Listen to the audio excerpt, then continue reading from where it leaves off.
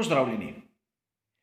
Pred nami je nov del našega običajnega tedenskega komentarja, številka 34 in poglejmo skupaj, kaj se je zgodilo zanimivega v zadnjih 7 dneh.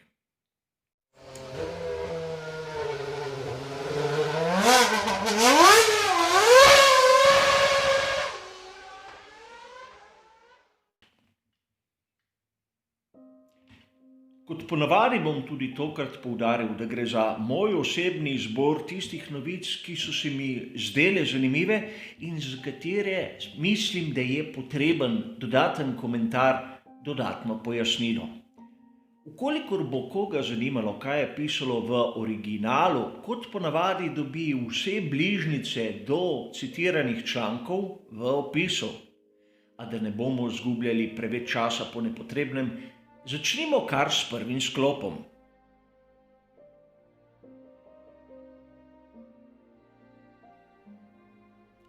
Marsikdo izmed vas je verjetno zasledil izjavo Daniela Ricciarda, kateri je po eni strani čestital Sergiu Perezu, po drugi strani je bil malce kritičen do lastne ekipe, tovarniške ekipe Renault, katera ni bila dovolj drzna. In tu lahko navedemo tisti članek, ki smo ga zasledili na primer na spletni strani motosport.com 8.12. A to izjavo je treba brati izjemno previdno. Namreč na Essential Sport, dan prej, to se pravi 7. decembra, sem zasledil, da Daniel Ricciardo ni bil tako zadovoljen s svojo strategijo. Seveda, sedaj je prav pogledati, ali je tovarniški Renault RS20 na progi v Šakirju bil dovolj hiter, da bi ogrozil Sergia Pereza. Namreč, če pogledamo tisto razpredelnico, katero nam kaže strategijo in menjave pnevmatik, bomo videli, da Esteban Ocon in Sergio Perez sta bila na enaki strategiji. Spustimo tisti prvi krog, kjer je Sergio Perez začel na pnevmatiki soft in seveda po tistem trku šel prvi v bokse. A če pogledamo nekje situacijo v 10. krogu, bomo videli, da je bil Daniel Ricciardo tisti, ki je imel boljšo pozicijo. Če se vrnemo na tisto prejšnjo razpredelnico, bomo videli, da Daniel Ricciardo je imel stint na soft, stint na medium in stint na hard. Za razliko od tistega, kar smo videli pri Perezu in pri Oconu, katera sta šla na strategijo z enim samim postankom. Kot sem povedal, biti moramo malce prilagodljivi pri situaciji Pereza.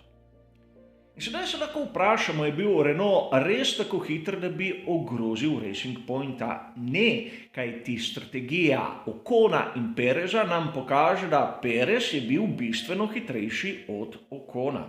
Seveda, Ocon je bil hitrejši od Strolla. Zakaj? Njegova strategija je bila prvi stint na pnevmatiki soft in drugi stint na pnevmatiki medium.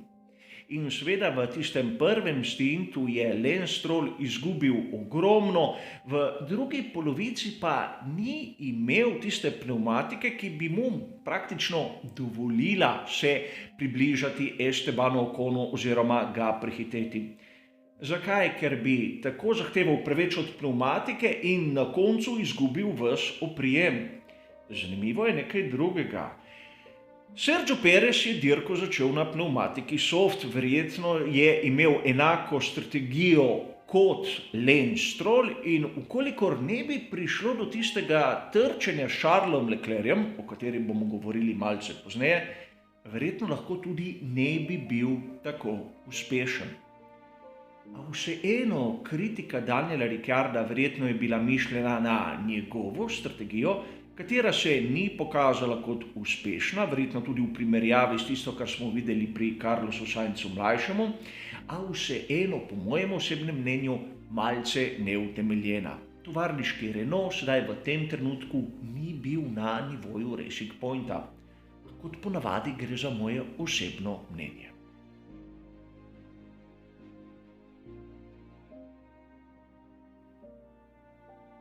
V drugem sklopu se bomo pa ukvarjali s tisto redno kolumno Rossa Browna, katero lahko dobimo na uradni strani Formule 1 formula1.com. Če pogledamo zapis iz 7. decembra, bomo videli izjemno natančen, racionalen in po mojem osebnem mnenju tudi dokaj objektiven pogled na argument menjave voznikov v svetu Formule 1. Namreč Ross Brown kot prvo navaja, da Sebastian Vettel bo v Racing Pointu oziroma Aston Martinu naslednjo sezono več kot dostojno nadomestil Sergija Pereza. In tu je treba poudariti, da mnogi navdušenci so mnenja, da čas Sebastiana Vettla v Formuli 1 se je iztekel. Že davno od tega. A menim, da Sebastian Vettel nam lahko pokaže še mnogo in navduši tudi v prihodnjih dirkah. Potrebno je samo, da mu ekipa da pravo podporo, katere pa zopet po mojem osebnem mnenju ni imel pri Ferrariju, saj v zadnjih 2 sezonah. A seveda po drugi strani pravi Ross Brown, da bilo bi malce tragično, če Sergija Pereza v naslednji sezoni ne bi videli na štartnem razporedu. In če malce racionalno pogledamo na zadevo, edina možnost, ki je ostala Sergiju Perezu, je tista pri ekipi Red Bull. A sedaj se lahko vprašamo nekaj, bo Sergio Perez sposoben izvleči iz tistega bolida maksimum? Videli smo že 2 mlada voznika, katera sta se po mojem osebnem mnenju izjemno opekla. In govorimo o Gasliju in o Albonu. Gasly je bil nekako degradiran nazaj v skuderijo Toro Rosso, sedaj Alfa Tauri, a je dosegel na veliki nagradi Italije zmago. Torej ne moremo trditi, da Pierre Gasly je slab voznik. Vidimo Aleksandra Albona, kateri se ne znajde in njegovi rezultati so bistveno slabši od tistih, ki nam jih kaže Max Verstappen. Videli smo tudi nekaj drugega, da letošnji bolid ekipe Racing Point je tisti, ki omogoča voznikov, da se na polno izrazi brez velikih prilagajanj in brez velikih priprav. Dokaz za to je bil Nico Hülkenberg, kateri je uskočil 2-krat, če smo pravzaprav natančni, in dosegel z veliko lahkoto enkratne rezultate, boljše od tistih, ki smo jih pričakovali. A ostaja vprašanje, ali bo sposoben Sergio Perez s svojim znanjem, svojo hitrostjo, svojimi izkušnjami iz bodočega Red Bulla izvleči maksimum. Ne vem, prvič naj ga potrdijo v ekipi iz Milton Keynesa, na to bomo videli.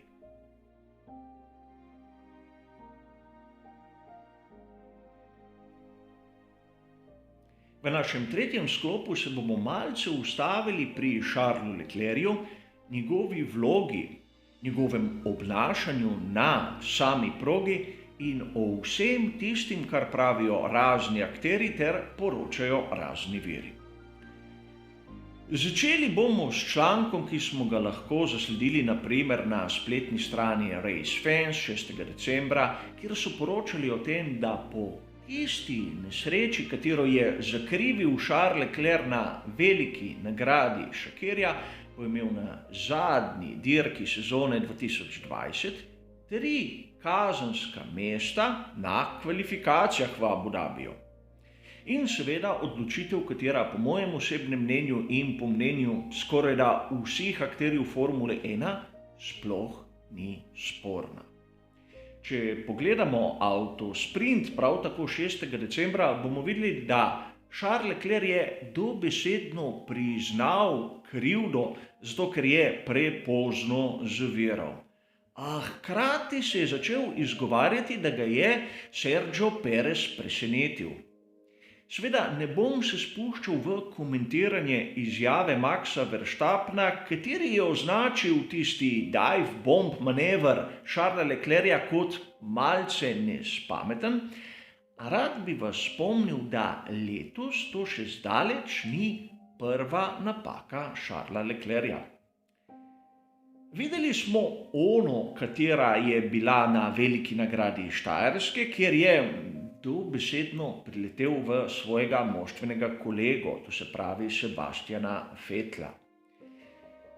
Videli smo v Istanbul Parku, kar se je zgodilo v zadnjem krogu in ne smemo pozabiti, da Sebastian Vettel se je komajda izmaknil Charlesu Leclercu tudi v začetni fazi dirke na veliki nagradi Bahreina. In o tem smo lahko brali na uradni strani Formule 1 v članku objavljenem 30. novembra.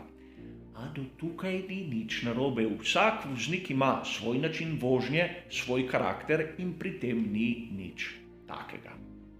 Zanimiva je izjava, ki jo je dal Mattia Binotto. Prebrali smo jo lahko na strani motorsport.com 9. decembra.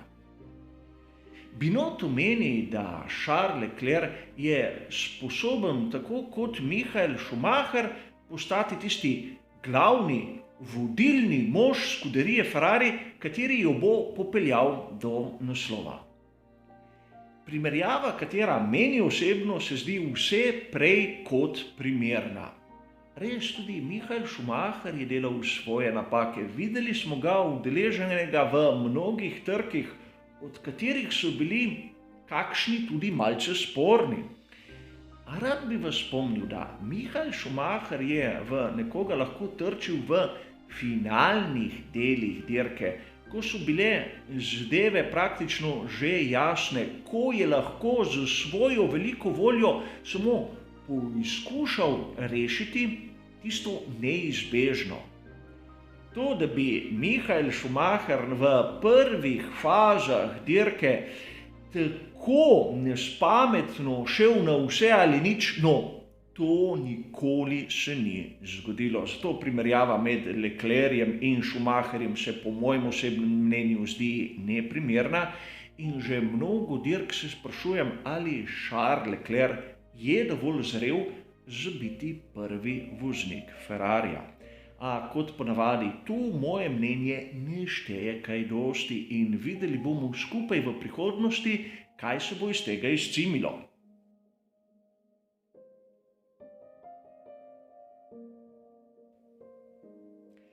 V našem četrtem in zadnjem sklopu se bomo pa pogovarjali o temi, katera je malce kontroverzna, predvsem kar se tiče Fernanda Alonsa in njegovega statusa, kot smo lahko brali na spletni strani Race Fans 9. decembra, je FIA zavrnila možnost, da bosta Carlos Sainz mlajši in Sebastian Vettel na tistem testiranju namenjenim mladim voznikom v Abu Dhabiju po koncu sezone sploh stopila na progo, seveda pri svojih novih ekipah. A treba je biti malce bolj natančni, kaj določa pravilnik in zakaj Fernando Alonso je dovoljeno nastopiti na tistem testiranju. Namreč pravilnik pravi, parafrazirano tako, da mladi voznik je tisti, kateri za seboj nima več kot 2 dirki svetovnega prvenstva Formule 1. Razen če FIA ne določi drugače. In zakaj je v primeru Fernanda Alonsa določila drugače kot v primeru Carlosa Sainza mlajšega in Sebastiana Vettla? Zato, ker enostavno Fernando Alonso že 2 sezoni ni sedel za volanom bolide Formula 1 na sami dirki. Seveda tako Sainz kot Vettel bosta imela sveže izkušnje iz tiste proge, kajti čaka nas dirka v Abu Dhabiju. Fernando Alonso ne.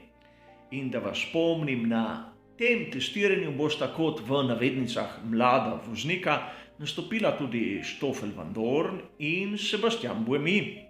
Seveda 2, katera imata v svoji razpredelnici več kot 2 dirki. Seveda sedaj lahko razpravljamo o vsem tem, kaj pomeni biti mladi voznik in samo osebno menim, da bi morali taka testiranja preimenovati nekoliko drugače, a zopet gre za moje osebno mnenje. Po drugi strani se mi zdi pa čudno, da nihče se ni pritoževal, ko je pred nekaj sezonami Robert Kubica imel enake priložnosti, če ne še malce boljše kot tiste, ki se zdaj ponujajo Fernandu Alonso. Sam sicer zagovarjam, da je Formula 1 šport, kjer so jasna pravila, a treba je zmeraj gledati malce širše, kaj se je dogajalo pred tem in ukolikor se vsi strinjajo, da so pravila neustrezna, jih je treba spremeniti. Ne pa se pritoževati, kako nekaj ni prav. Seveda, kot ponavadi, zopet moje osebno mnenje, na katerega lahko kdo izmed vas pove tudi svojo boljšo varianto, boljše videnje in seveda predlaga nek tip rešitev. A za danes bo to vse. Hvala za vašo pozornost in seveda nasvidenje.